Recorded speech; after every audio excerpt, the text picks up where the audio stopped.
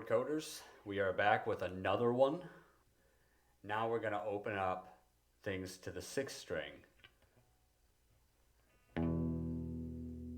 Believe it or not, that is a chord.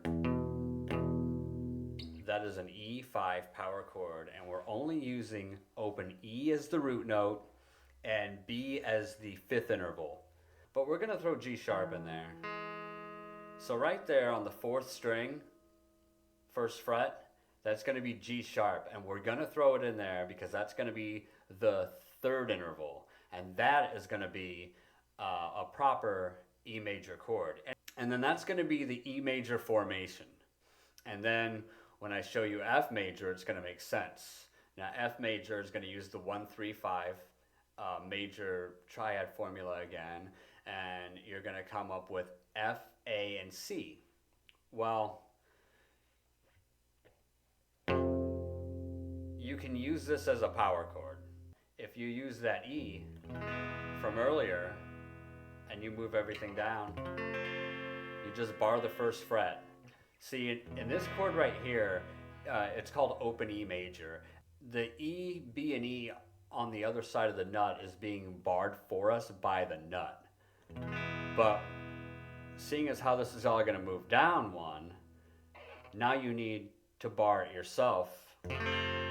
And it's a little bit easier than a 5th string major chord because you don't have anything down here obstructing the 1st string from muting like that. So instead of making an F major chord with all 6 strings, you can actually just do it with the last 4 by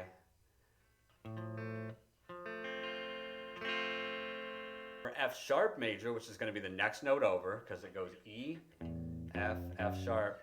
It's going to be F sharp, B flat, and C sharp. So it's not going to contain any notes that are not F sharp, B flat, and C sharp. So you can play this as a power chord as well. That's F sharp and C sharp.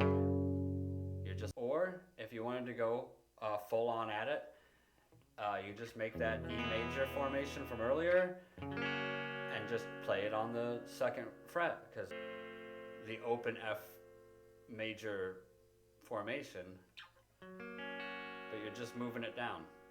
And the only difference is between this and this is just you're playing it a little bit differently with your fingers, but you're not playing the first 2 strings. And that still hits all of the notes of the F sharp triad, so it's still a proper F sharp major chord. And you can do it like that, and I don't think a lot of people are going to notice or care.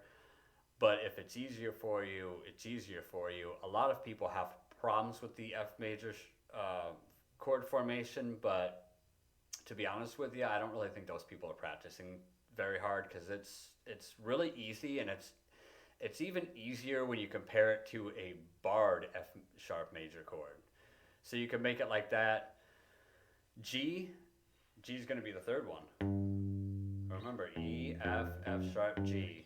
That's why you have to memorize all of your notes, and then you have to memorize all of your root notes using the 10 fret method because it's just going to help you that much more later on. And so you can play it as a bar chord and just play G and D, or you could play it as the whole chord. But again, E major formation, so you know it's a major chord. And then if you remember your root notes, you're going to know the 3rd fret is G automatically. And when you see somebody play this next time, you're going to know what they're playing. And you're going to be like, oh, that's G major. Also, you can use the open F major formation to play G. It doesn't sound quite as good, but it really depends on the application. Because what's going to determine this from this is just the application you're trying to use it for. And that's still a proper G major chord. It's got the root twice, it's got the 3rd and the 5th. So you can definitely play it like that, and there's nothing wrong with that either. For G sharp major, it's probably going to be the last chord I'm going to show you because it starts all over at A on the 5th fret. And since I already covered A as the first chord in the first video I made, which was 5th string major chords. We're gonna leave it off at G major, but if you want to go all the way down the fretboard, you can go as far down the fretboard as you want to, and memorize those notes too. And once you know it starts over with A, it's gonna be really easy for you from that point on. So G sharp major, of course, is gonna be the 1, 3, 5, which is G sharp, C, and D sharp. And you know, I don't have it on here, but you can play this as a 5th chord too, a 5 power chord. But you're gonna be using the E major chord formation. You're just gonna go all the way down to the 4th fret, and once you go down to the 4th fret, you're gonna know that the 4th fret is the last fret in the 10 fret method, and you're gonna know that that's G major. If you want to play G major or G sharp major using the open F sharp major formation, make it a 4-note chord, you can do that too. Whatever's easier for you, but more importantly, whatever you want it to sound like. So this is G sharp, this is G sharp major, but this is also G sharp major, and it's not really that hard to switch. Or you can make it a 3-note power chord. Just if you're gonna make it a power chord on the 6th string, don't bar it, because that's how you end up actually accidentally playing the wrong chord. But as long as you can memorize your root notes on the 5th and 6th string, that's really what's really gonna propel you, because you already know that this is the A major chord formation, and you know that this is the E major chord formation. A major, E major. So as long as you know those two formations, you know your major chords on the 6th string and the 5th string and how they're formed. But once you start learning your root notes on the 5th and 6th string, then you're just gonna be unstoppable, because it's like, oh, A, C sharp, B, D sharp, B flat, D, G sharp, F, G, E, F sharp, G sharp, B,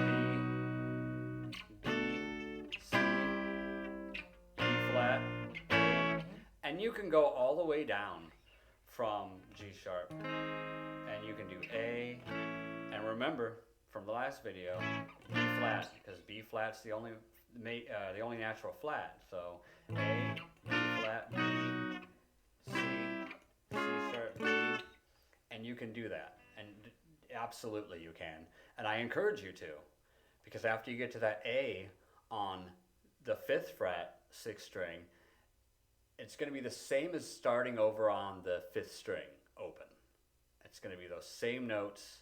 They're just going to look a little different because they're going to be on different frets, but it's really going to help you later on, especially if you're going to learn power chords, or you're going to try to learn different songs and experiment with the chord voicings and how they sound to you, and all of that. So just as long as you know your root notes and your formations for majors, you're not going to have any problem learning majors. And at some point I'm probably going to throw out a open major chord video and just show you how to make them all open, which is great, but it's really crucial for you to learn the barred versions first, because that's really going to give you an understanding of A, the theory behind the chords, and B, how easy it is to make any major chord based on the position that it's in. Whether you're on the 5th string with the open A formation or the 6th string with the open E formation, it's going to really give you a deeper understanding. So if you want to continue on with A on the 6th string, that's great. I would encourage you to, but we're going to start talking about minor chords in another video. So from then on, if you liked this video, don't forget to like it to support the channel, and subscribe to it so you'll be the first one to be notified before any new content gets uploaded. For real, I won't tell anybody else. You'll be the first person to know about it if you hit the subscribe button. Also, not a lot of people know this, but every slide I use in any video or any presentation I do is going to be available for download for free in the description. And you can also download the first chapter of the book for free.